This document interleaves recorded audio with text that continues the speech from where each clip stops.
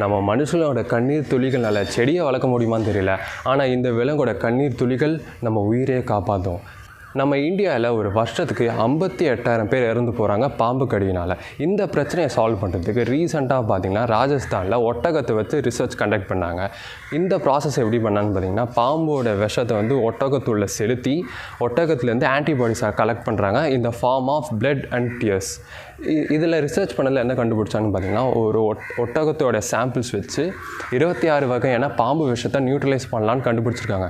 அது மட்டும் இல்லாமல் குதிரையோட ஆன்டிபாடிஸ் விட இந்த ஒட்டகத்தோட ஆன்டிபாடிஸ் ரொம்பவே எஃபெக்டிவாக இருக்கணும் கண்டுபிடிச்சிருக்காங்க.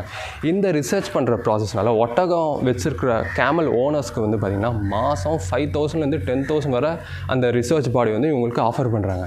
ஒரு பக்கம் பாசிட்டிவாக ரிசர்ச்சும் நடக்குது, இன்னொரு பக்கம் இந்த கேமல் ஓனர்ஸ்க்கு ரெவன்யூ ஜென்ரேட் ஆகிருக்கு. கேட்கவே இன்ட்ரெஸ்டிங்காக இருக்கல. இந்த மாதிரி இன்ட்ரெஸ்டிங் வீடியோஸ்க்கு நம்ம சேனலை சப்ஸ்கிரைப் பண்ணுங்கள்.